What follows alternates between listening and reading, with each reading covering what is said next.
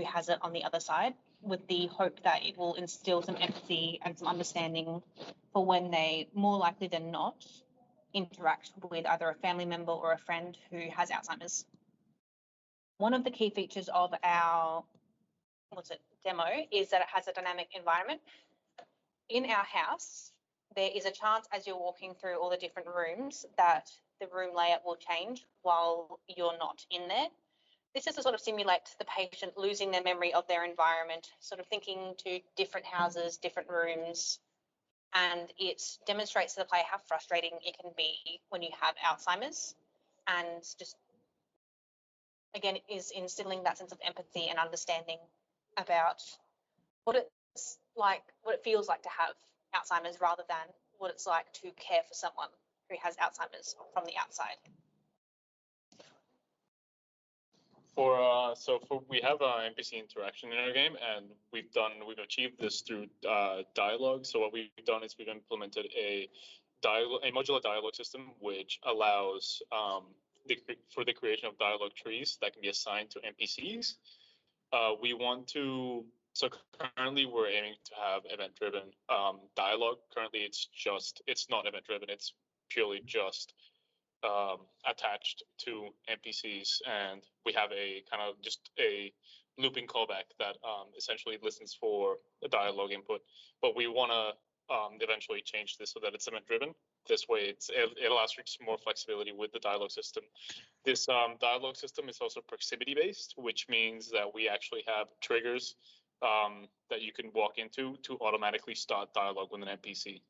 And this just allows for like, easy interaction between like NPC and player.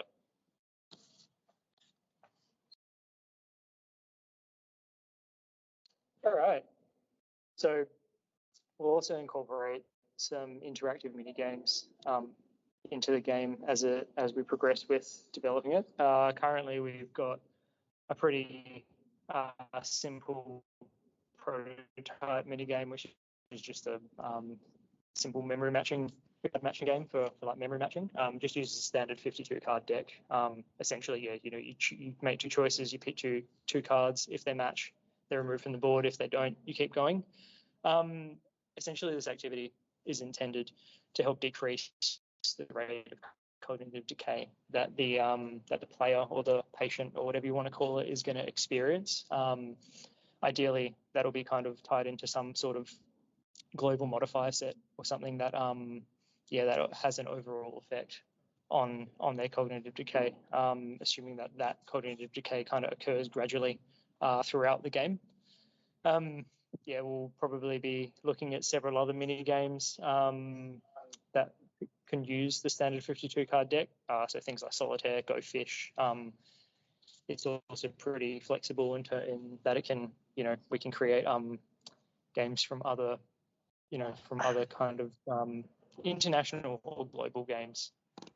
Things like Scala 40 comes to mind with the Italian, obviously. We've got Matt working on some Jenga as well, so hopefully we'll probably have some other kind of more 3D interactive games going on with the same kind of effect. So the idea is that it's supposed to influence the rate of cognitive decay that the user is going to experience throughout the game.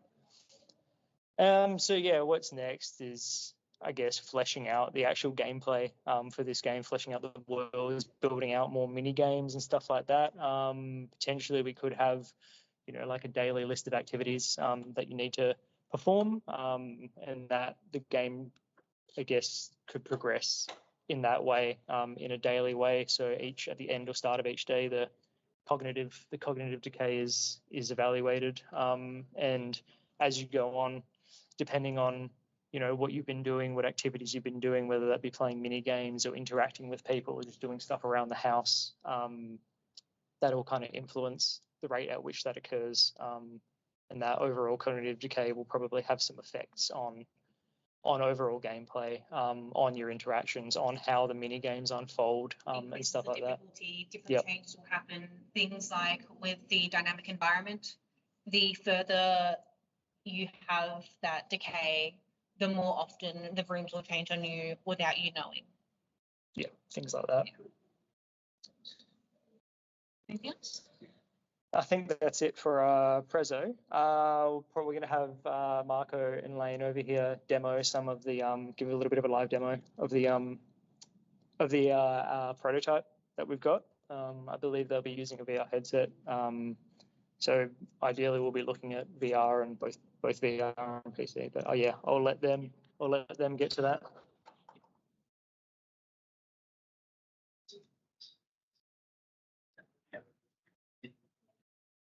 Yeah.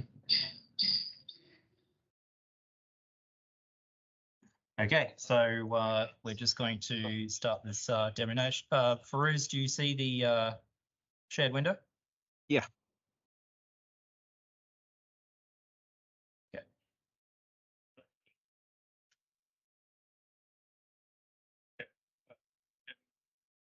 Yeah.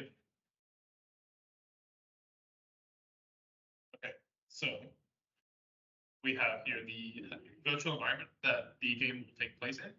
So we have restricted the environment to just purely the house because of just purely because of scheduling reasons and to avoid any potential scope creep. And we'll just have a look around real quick. I'll show you first the dialogues that is triggered automatically. So I'm going to walk up to the NPC here, which is just idling for now. And then if we walk up to him, we trigger the dialogue. So I've just hit the dialogue trigger, and then we get a handful of options here. So our dialogue system allows us to program the options that you can have in the buttons and also the dialogue. So we can essentially be able to have questions and provide responses.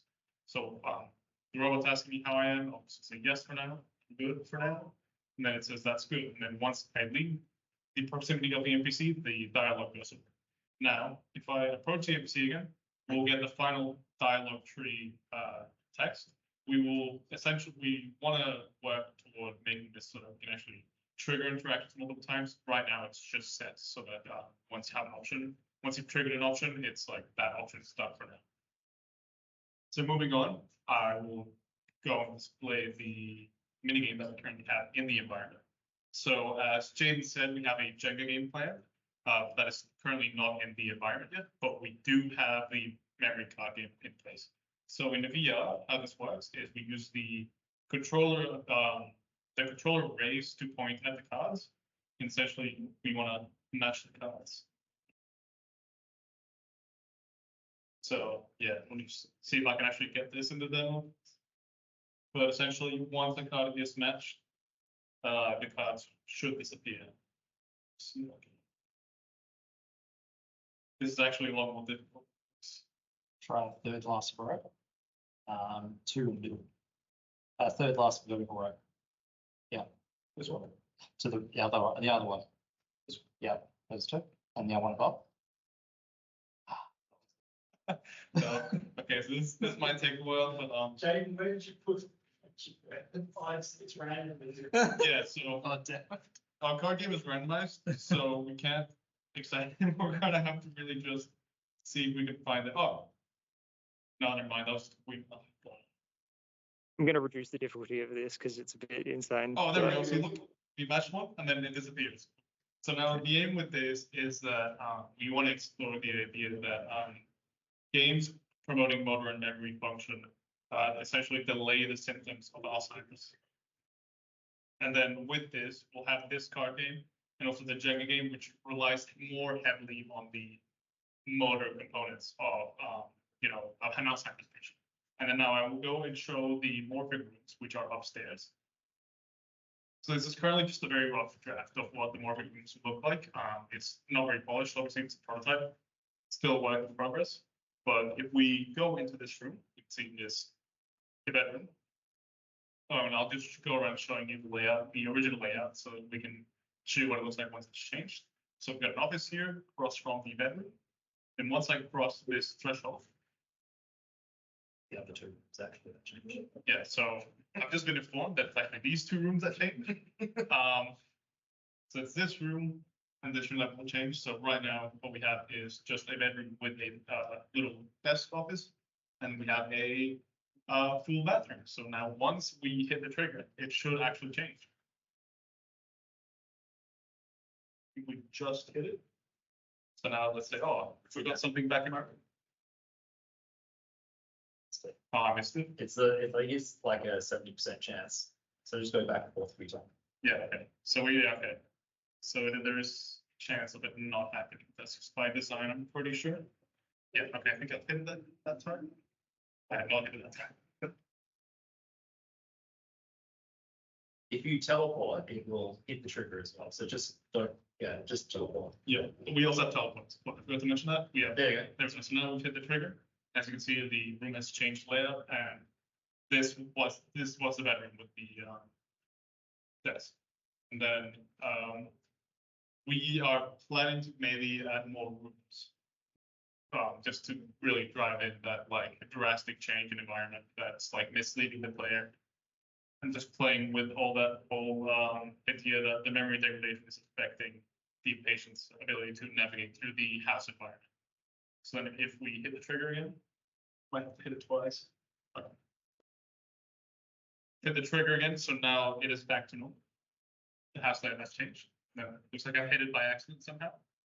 And as you saw there, like, yeah, just immediately changed right before my eyes. So essentially what we want to do with this is just be able to freely walk around the house and just have it seamlessly change as you're walking around to really confuse the player once the room layouts change. And so I what's the think that should- gameplay here? Sorry? What is the gameplay? So we haven't done the storyboarding yet, but the gameplay is essentially it's like a mini kind of story. So what's going to happen is we're going to have the patient just go through multiple stages, which will all take place in this house. And each stage, their cognition gets progressively worse. So we'll have things change more drastically as we go on. We essentially want to show that as these stages happen, the patient degrades more and more. And with the mini games, the reason why we have the mini games is because we want to try and show kind of like how these mini games are delaying the degradation of the Alzheimer's symptoms. We are still working on that whole storyboarding aspect, so the whole like game script and sequence have not been worked on yet. The aim of the game is to last as long as possible in spite of your cognitive mental decay. Yes. So what is the target audience here? Is it existing Alzheimer patient, or is it or are we just trying to experience how Alzheimer is? We're trying to show what it's like to have Alzheimer's. So we our target audience would ideally be high school students. And we just want to show them kind of the perspective of what it would be like to have Alzheimer's, just roughly. Okay. And this is what Kevin agreed to, right? Yes. We've discussed it with Kevin, and he essentially wanted us to convey just the degradation of Alzheimer's through these stages. Okay. Because if you give this to an Alzheimer patient, existing ones, it's going to be hard for them. Yeah, we don't want to. We're not going to be using this with Alzheimer's patients. No, we just want to show what it would be like. The mini games are really just there to like kind of delay the degradation. Okay. Yeah, show the delay. So how would I know? How would I know if, let's say, the degradation is happening? So would there be any indicators on screen or anything like that? Yeah. We're gonna have a variety of indicators. So we'll have the environment become drastic, like the changes in the environment will become more drastic the more you have degraded.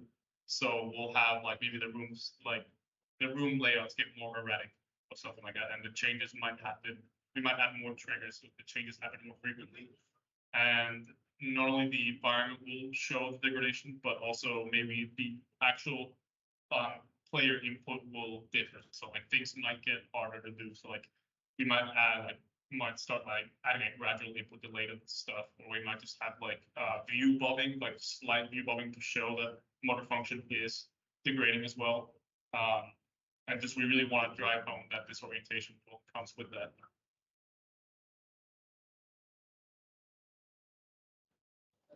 I'll also add that probably look at dynamic changes into the mini games, so like maybe randomizing some of the faces of the cards or whatever, just to kind of convey that, I guess, that forgetfulness, that lack of memory capacity, a little bit kind of stuff. We also just discussed as well, I'm not sure Mark mentioned it, that we haven't added interactables like objects yet, but the idea is that you be so that you might drop the object unintentionally, and that will further increase as the later stages of Alzheimer's increases.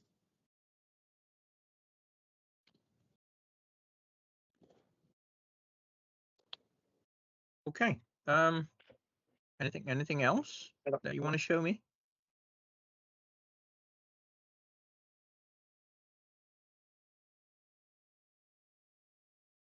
I think Mark just wants to add something. Hang on, I'll walk over to him. So you want to add something? Now, besides Okay. besides Cool. visuals, right? Do you have anything, let's say, sound or anything like that? We currently have sound as a stretch goal currently, just because of just how we've scheduled to do stuff going forward. But we do want to have sound, like maybe just like a stretch goal, like I said. And also what I wanted to add was that with degradation, we also want to convey it through the dialogues. So as you go on, speaking to this NPC will become, or well, this NPC this NPC is supposed to be a carer for the patient you play it as a patient. We want the communication between this carer and the patient to be more unreliable as time goes on, which then will also show the degradation of the Alzheimer's patient.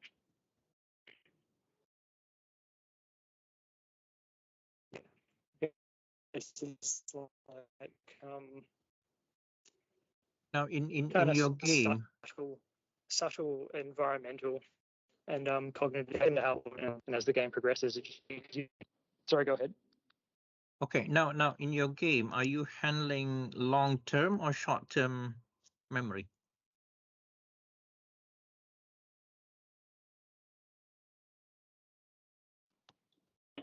Very difficult to handle in long-term memory.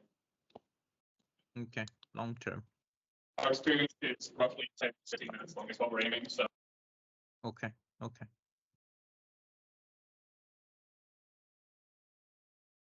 All right. When are you seeing Kevin for this work in progress?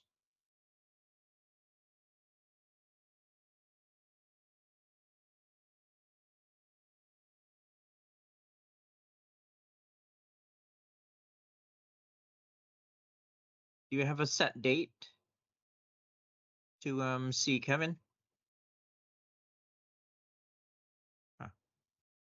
Okay. meets with him every so often. But right now from the demonstration, I want to show him. I want to show him today. I'm full on scheduled date, so if I can't show it to him, we will definitely have a scheduled date by today. Okay. All right. Sounds good. Okay. Did you get the stuff about short-term memory as well? My connection might have been a bit cooked.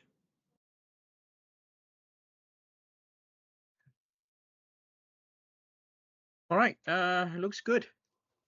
So make sure that you submit everything as Yes. required, and make sure that you submit your the cover sheet and also your group breakdown sheet as well. Okay. Yes. Yep. Before 2:30 today. So you still have time to fix anything that needs fixing. Yeah. Nice. Okay. All right. Awesome. Yeah. So we'll see you. I'll see you next week. See you when we're looking at you. Okay. Yeah. All right. See you then. Easy. See you later, Cruz. Cheers. Ciao.